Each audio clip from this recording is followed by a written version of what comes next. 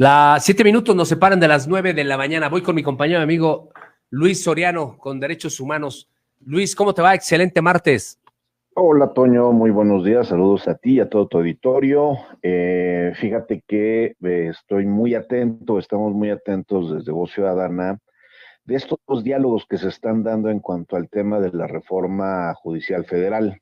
¿Qué opinas lo que está sucediendo? Porque se están dando hasta con la Cubeta, vacinica, ¿no? hasta con la cubeta. Yo lo preferiría como está en este momento, ¿eh? La designación que sea el Poder Legislativo, a los magistrados.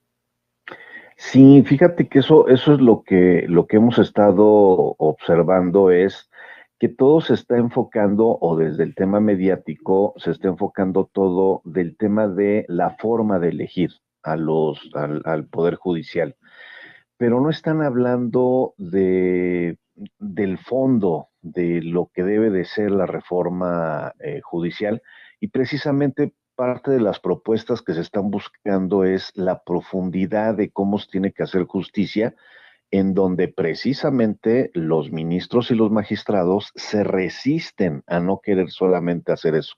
Creo que ahí está ganando la relatoría de los ministros y de los magistrados, que están enfocando sus pilas o están provocando que inclusive los medios hablen solamente de esta reforma desde el tema de cómo se eligen, Exacto, y no se hable del resto del tema. exacto. Fíjate, fíjate que hay un tema ahí, Toño, que, que es muy sano y que es muy necesario. El tema de que la reforma se haga desde la visión del nuevo humanismo mexicano, que está impulsando precisamente la cuarta transformación, que viene en el país desde el 2018, también desde la perspectiva del principio pro persona, de la justicia, donde invariablemente deben de ser primero las víctimas y luchar porque los principios de verdad, justicia, reparación y no repetición se inserten en esta nueva justicia que se busca implementar en México, es precisamente de lo que no se está hablando, y es precisamente de lo que ahorita hay que aprovechar estos espacios formidables que nos permites tú, pues para decirle a la gente que no solamente se trata de un tema de elección, sino que se trata de algo más profundo que se debe de atender. ¿Cómo ves? Sí, sí, sin duda, concuerdo contigo. Nos enfocamos, como yo lo hice, en elegir justamente a los magistrados. Sí, así es. Mira, por ejemplo, no podemos seguir permitiendo que en México solo exista la justicia secas. ¿Cuál es la justicia secas? La justicia secas es alguien le hace algo a alguien, ese alguien, si tiene dinero, si tiene recursos, si tiene oportunidad económica, se puede conseguir un abogado perverso, con recursos suficientes, que pueda construir una relatoría alejada de la verdad. Y esto va a provocar que las pruebas que se construyan sean pruebas que beneficien a la parte que el abogado perverso está representando, y que se pueda generar una justicia secas. Uh -huh. ¿Cómo va a ser eso?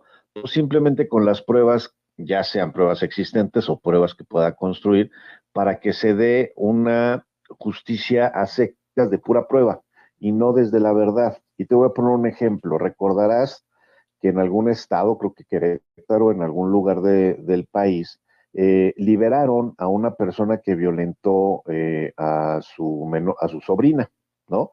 Lo liberaron a esta persona por el simple motivo de que la muchacha, la niña, porque era una niña de menor de 10 años, no supo dar la dirección del tío, en donde supuestamente se realizó el hecho. Y entonces esa prueba, que fue derivado de esa prueba, el juez determinó la no culpabilidad del responsable, cuando existían todos los elementos restantes para acreditar esto. Pero como la justicia, o el proceso de la justicia decía que si no se cumplía A, B y C, pues no podía darse el resultado D, ¿no? O sea, era una fórmula, casi casi es una fórmula. Eso es Sí, justicia tradicional. La justicia que, derivado de la prueba, de la pura prueba, se puede llegar a la verdad, supuestamente. Pero eso ya no es, eso ya no le alcanza a la gente hoy en día, por todo lo que existe, las tecnologías, inteligencia artificial, el engaño que inclusive nuestros propios sentidos pueden tener al escuchar la declaración con la voz, visualmente, etcétera, de la construcción de la inteligencia artificial de algo que ni siquiera la persona hizo, por ejemplo, ¿no? O viceversa, ¿no? Poner en otro lugar a una persona que no se encontraba en el mismo lugar buscando las pruebas y acreditando que efectivamente sucede eso.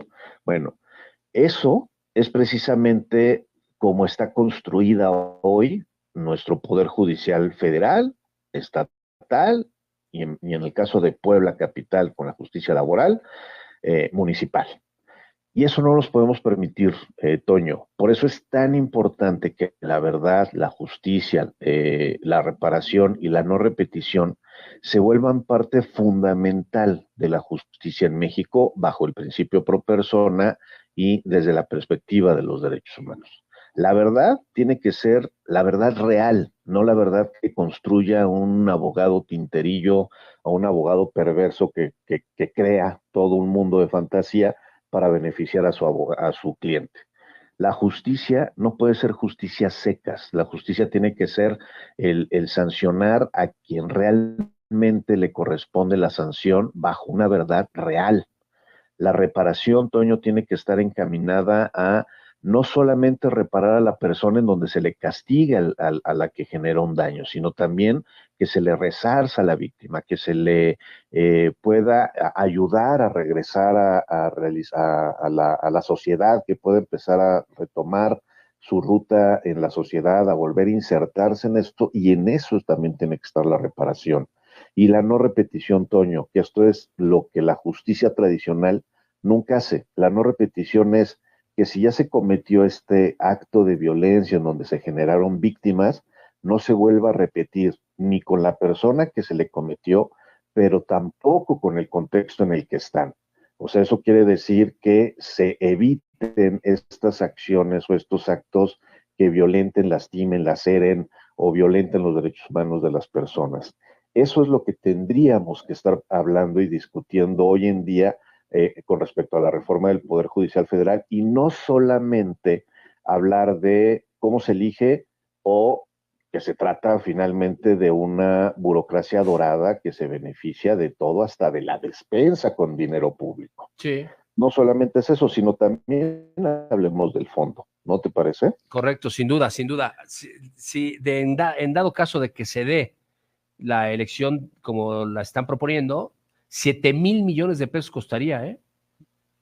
Sí, eso es algo que hay que revalorar, analizar, ponderar, inclusive si la elección tiene que ser directa, si la elección Claro. tiene que ser a razón de representaciones, barras de abogados, etcétera, etcétera, como se elige de repente el fiscal en Estados Unidos, ¿no?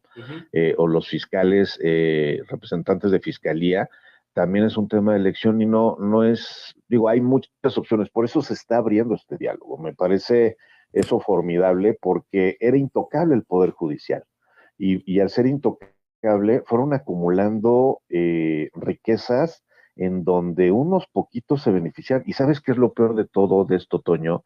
Que yo tengo muchos amigos, muchas amigas en el Poder Judicial Federal que no son jueces, que están de secretarios, oficiales, diligenciarios, etcétera, y ganan muy mal.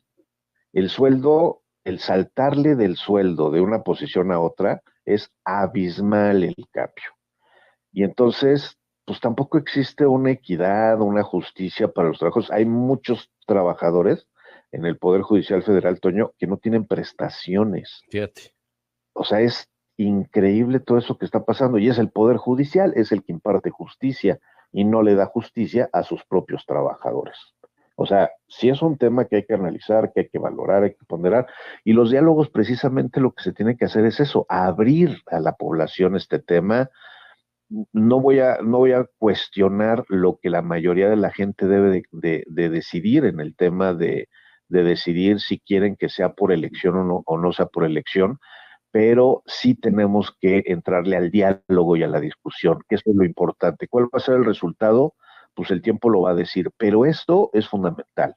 poner al Poder Judicial en el diálogo de la ciudadanía. Eso es fundamental, Toño. De acuerdo contigo, Luis. Oye, Luis, otro tema que No, fue polémico y que, bueno, pues convierte a Puebla ya en la entidad número 14 con la despenalización del aborto. Voz Ciudadana, ¿qué opina?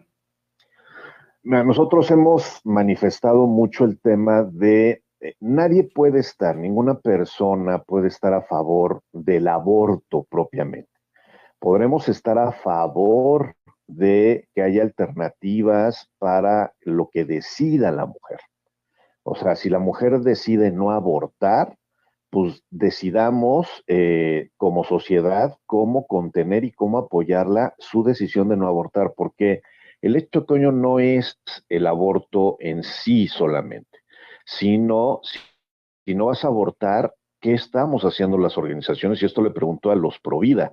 Sí. ¿Qué están haciendo para darle acompañamiento a las mujeres que deciden no abortar, no en el momento del nacimiento, sino hasta que la persona que nació, gracias a sus políticas, etcétera, llegue a la mayoría de edad o ya esté en la edad suficiente de poderse mantener solo?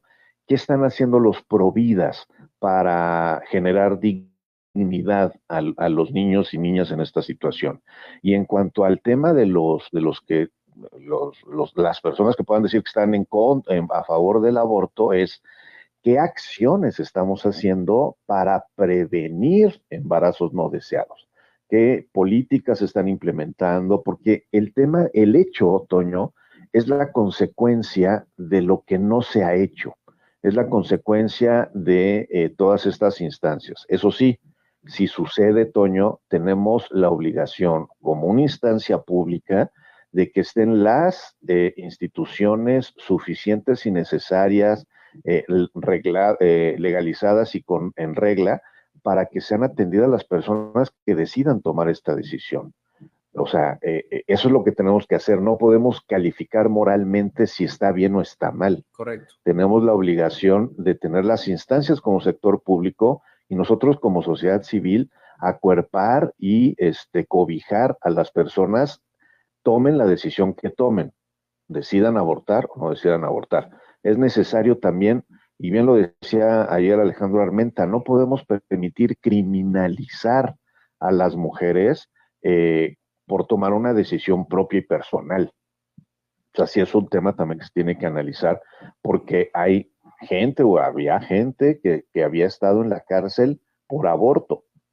Y entonces eso también es parte de las cosas que se tienen que analizar y se tendría que analizar y ponderar. Hoy ya está decidido esto, Toño. Lo que tenemos que hacer es qué hacer para prevenir embarazos no deseados y qué hacer con las personas que deciden tener hijos hacia adelante con los niños, niñas, que sean productos del aborto no realizado, cómo ayudar para que tengan una vida feliz, una vida plena, hasta que tengan la capacidad de poderse mantener a sí mismos y no abandonar a las personas. Digo. O sea, no es el tema, el momento solamente, Toño. Perfecto, de acuerdo, coincido contigo. Mi querísimo Luis, muchísimas gracias. Nos escuchamos el próximo martes, ¿te parece? Claro que sí, abrazo fuerte. Un abrazo fuerte. Gracias, Luis Soriano, con temas de derechos humanos. Las 9 de la mañana con 7 minutos.